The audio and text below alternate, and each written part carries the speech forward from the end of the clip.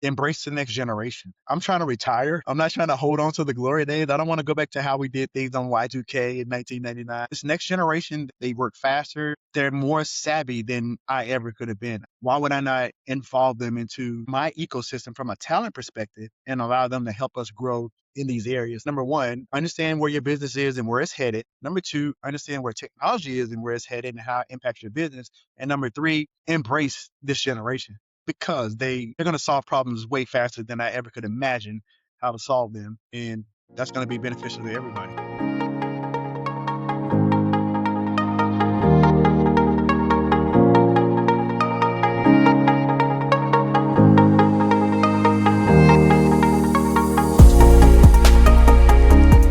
Hi, everybody, and welcome to another episode of Zenex Podcast. Today, I'm very pleased to introduce you Anthony Taylor, which is obviously an executive and leader in the technology for healthcare industry. Antonio, why don't you introduce yourself to our audience and talk about what you do today? Yes, my name is Antonio Taylor. Excited to be here. I currently serve as the Vice President of Technology for a home health and hospice facility that's based out of San Diego, California. We're across 7 other Pacific states, companies, Mission Healthcare. Currently, we're a PE-backed firm organization. So typically in those organizations, you have the role wearing multiple hats. I'm responsible in the role that I'm in now for security, infrastructure, cloud, that is, end user support, telecom, and networking. I've been in the technology industry since 1999. First IT job was working at a casino. My first project was Y2K. Getting prepared for Y2K, but yeah, those were the good old days. I branched into leadership around 2005. So about 6 years into my career, I was asked to lead a small team from an acquisition that my company had acquired. So I've been in leadership since 2005. I've been in executive roles for the past 10 years. I just published my first book this past August, Stop Trying to Be a Leader, which dives a lot into leadership principles that we have been taught and trying to unlearn and just show up as the best version of ourselves. And just excited to be here. I've been in healthcare for 26 years that I've been in IT, working for multiple hospital organizations as well as home health and small clinics. And I had a couple of years where I had a stint in a biotech facility that was working with higher education doing research. So that's a lot.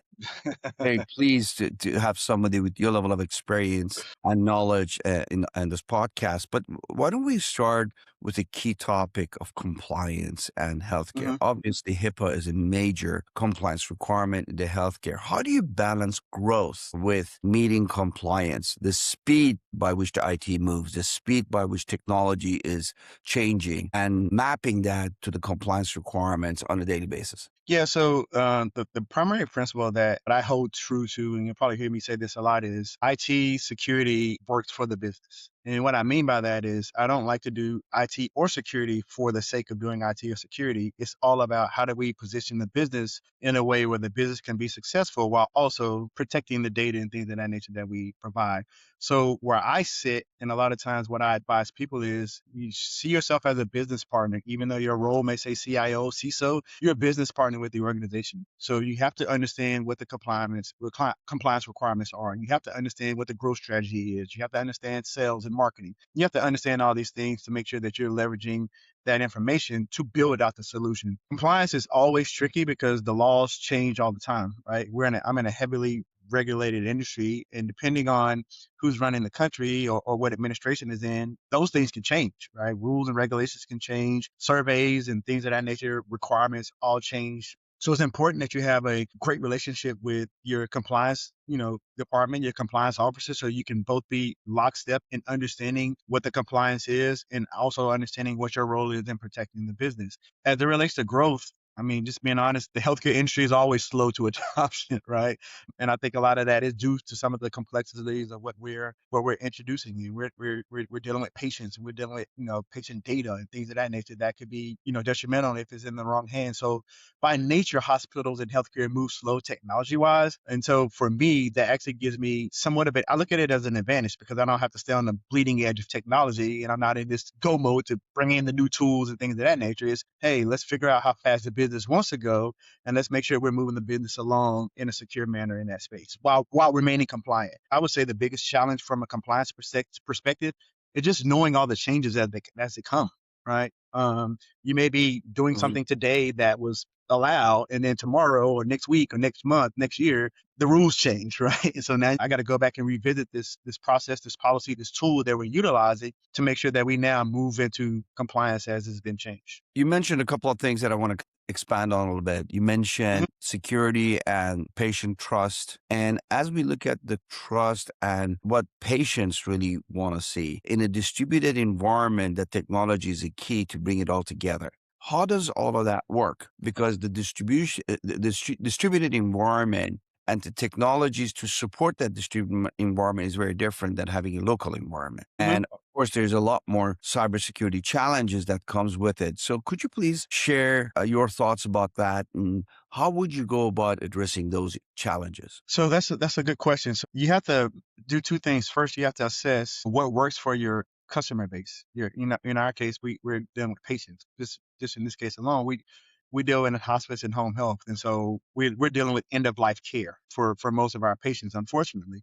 And a lot of them are in the elderly community. Well, they're not as technology savvy as my generation or your generation is, and so when you think about providing data that's relevant in a format that's beneficial to them or their family or their caretaker. Think about a lot of them are comfortable with text messages, right? Now, in the normal situation, you say we would never send data over text messages related to your patient record chart, appointment details, because the security gaps that happen within that, right?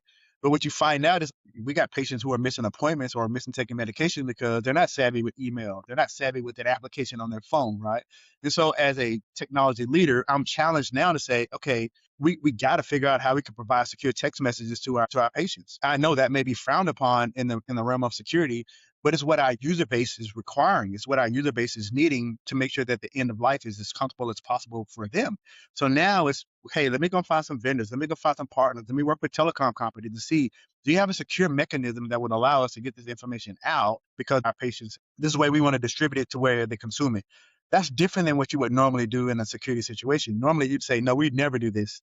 This is frowned upon. This is not something that's recommended by any security analyst, expert in the world. Would never say send this level of data via SMS." But it goes back to what I originally said. If this supports the business need and how the business gets their information out, then as a leader and as an executive, it's incumbent upon me to find the safest mechanism that we can utilize to get that information over so it can be received. What about visibility? The patients, the families of the patients in this scenario, they want to Yes. have that visibility into the data. They want to see what's going on.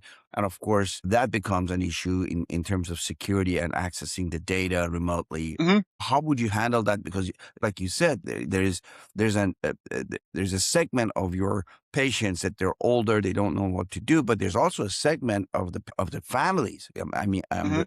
referring to the families who want to have visibility into what's going on and get the data. So how do you balance that, and what do you do to satisfy them? So that's where your policies and procedures have to be rock solid. You have to have your consent forms, and you have to adhere to those. You have to help them understand what this means and how they get access to their data. Just like I said earlier, my job as security is not to restrict you from getting what you need. My job is to make sure you're getting it in the most efficient manner, and that's safe, right?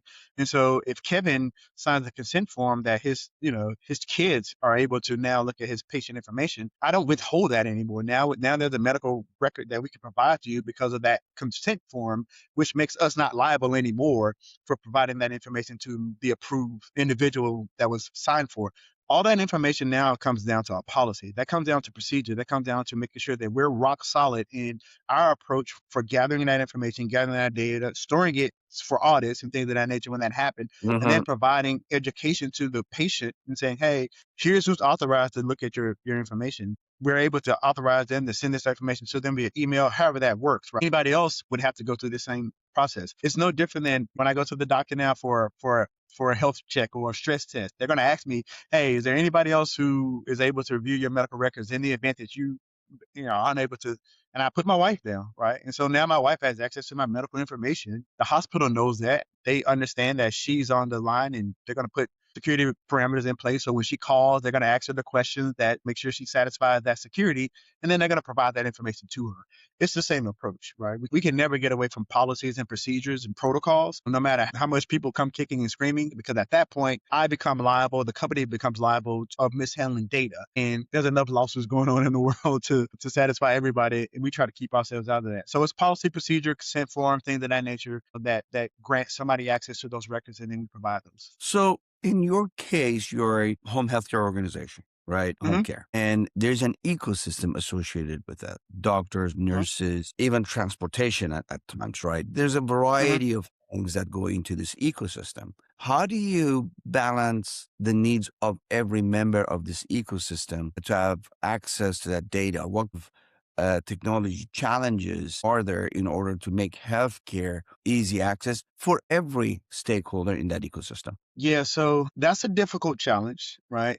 Because there's certain facets of that ecosystem who may not understand the regulations. Change is always difficult, right? And so with healthcare, change is probably even more difficult because you're dealing with an industry where the norm has been challenged probably more than anything. We're paper charts, and we have people who've been working on paper charts, their entire career. Doctors aren't the type of, roles that change. New doctors aren't showing up every month at the hospital. Usually they're tenured doctors, right?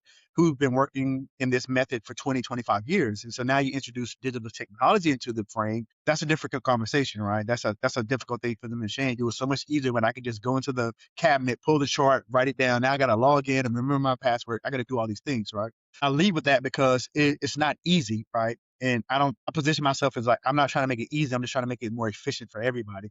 So that may make some differences depending on the role that you play in the organization, right? There may be some things that I have to give you access to or help you understand how you access it, or give you a technology, a tablet or something like that, that looks like a paper and lets you write your information in versus a laptop to a nurse who's able to now.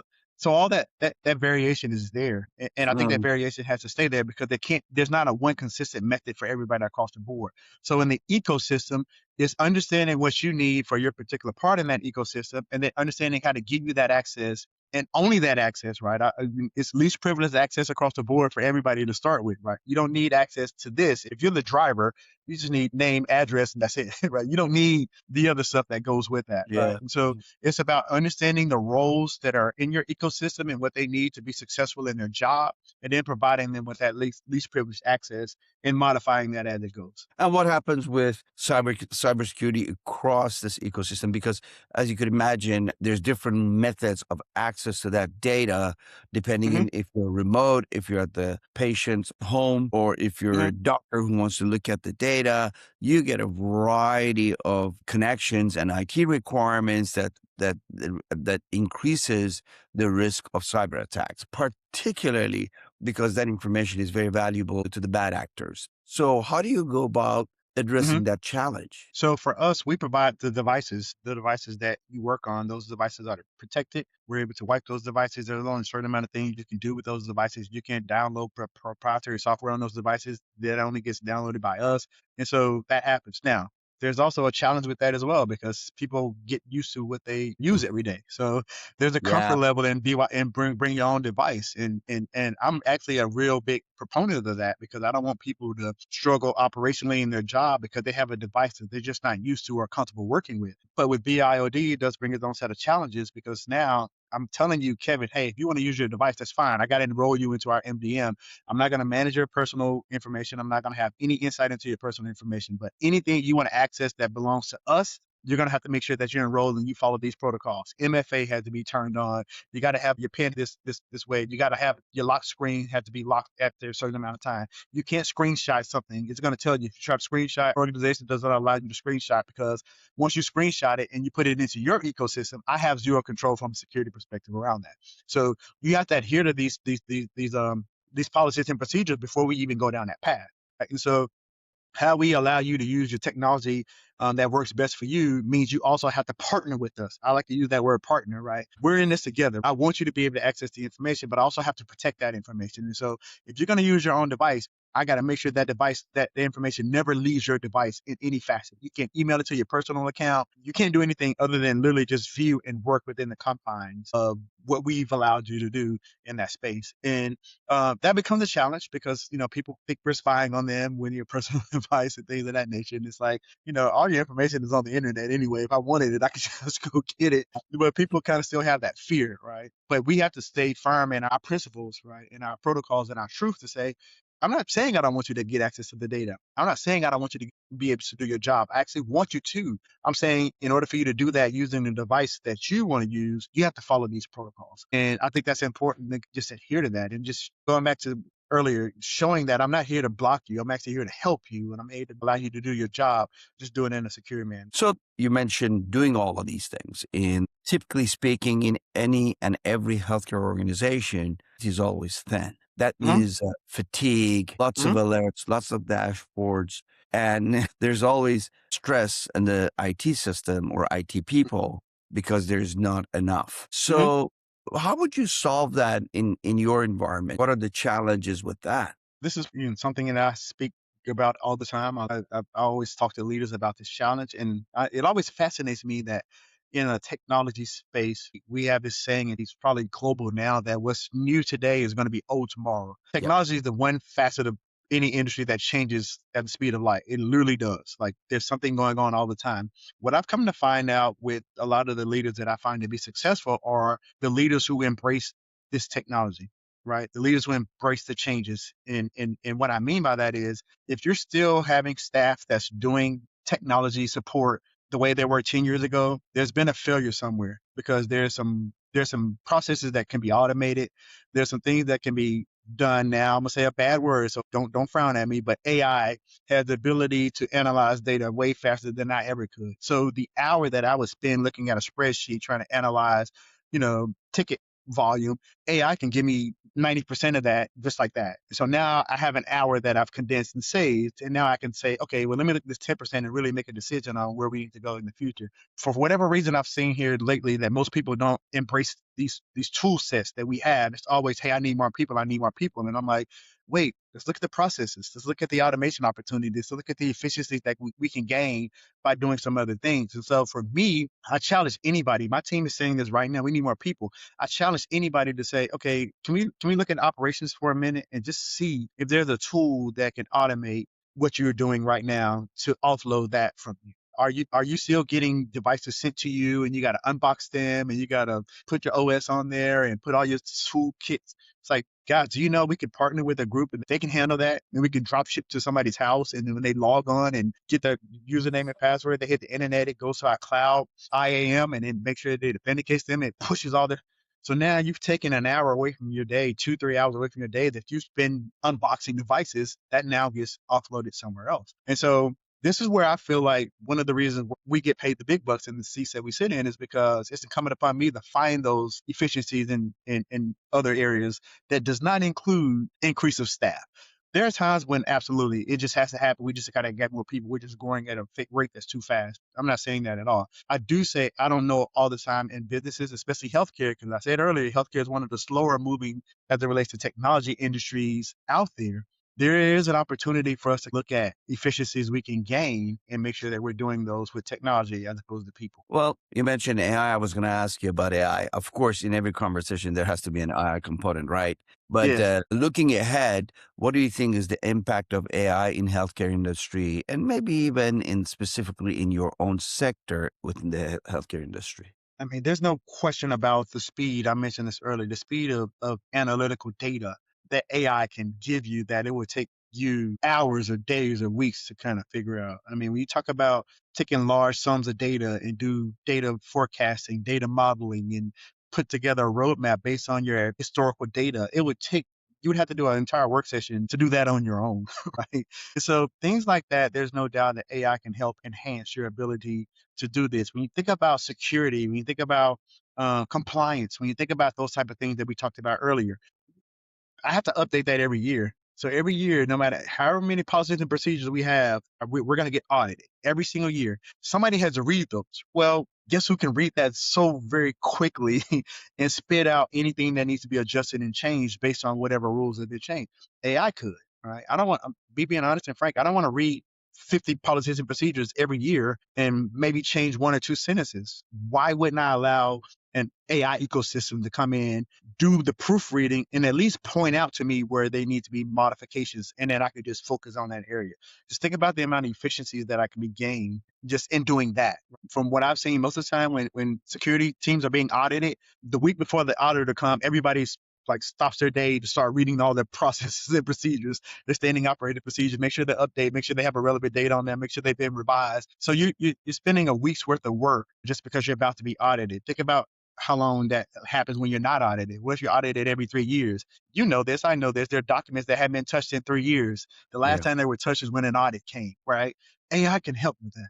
AI can literally help with that. So now you free yourself up from the time that it takes to do that. AI also has the ability, as we get more comfortable with it, it has the ability to now, we'll use me as an example. I had an incident a few weeks ago where I passed out at the gym. I had to go get an EKG, CAT scan, MRI. I had to get all these things. And they sent my information back to me. And I was like, I don't know what any of this means, right? Put it into my AI and says, hey, I need you to speak this to me in layman's terms. Spit it out to me. I was like, oh, okay, I'm good. All right. I didn't know what these ranges, I don't know what these acronyms mean or all.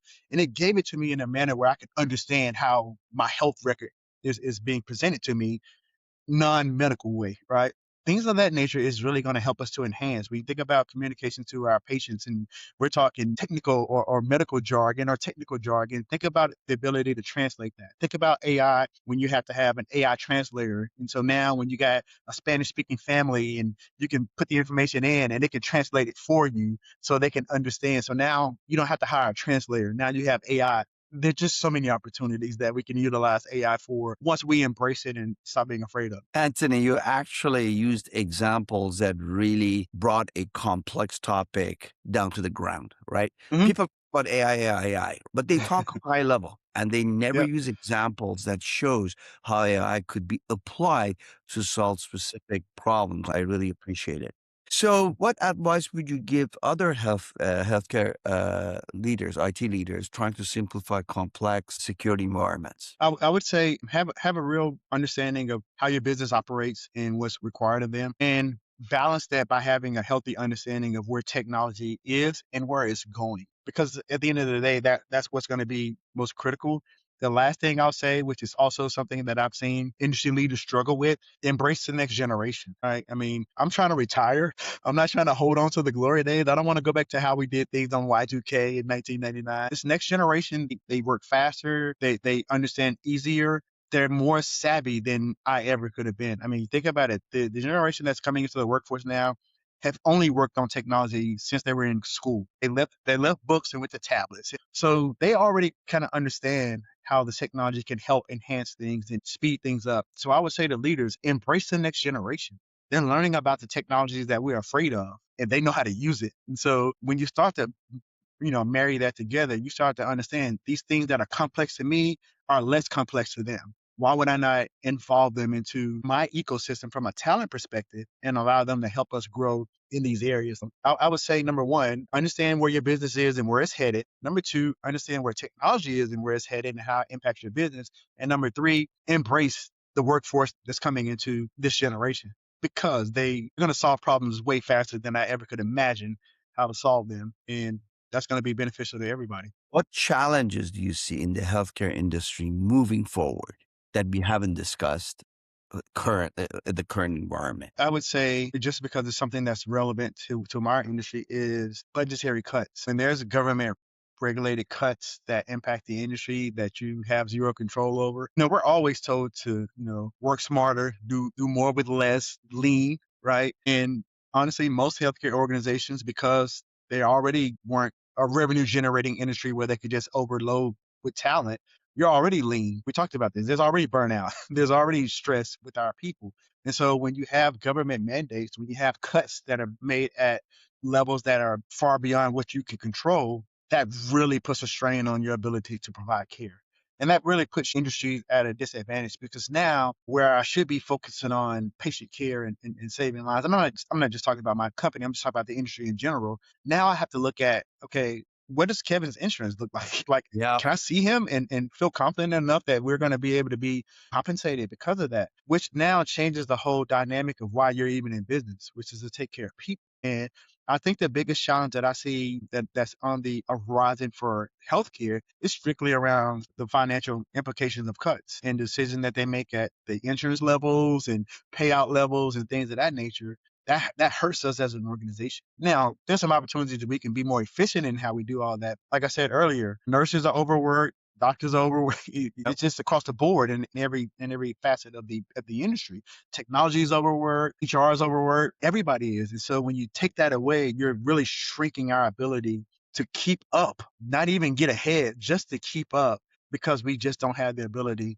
because of these cuts. And so I would say the biggest challenge is around financial restraints that are being put on the healthcare industry because of the decisions that are made at the top. And I totally get it because we see the insurance premiums going up while the benefits going down. Yep. That ripple effect across the entire industry, eventually it works itself, well, it works into the IT budgets and Yes. IT effectiveness. I totally Yep. get it. Makes a lot of Hmm. sense. And with that, I want to thank you, Anthony, for a wonderful insight and sharing your leadership experience and what you see in the industry. Thank you very much for your participation. And I'm sure our audience really enjoyed this conversation. Thank you very much for having me, and thank you for bringing awareness to this topic.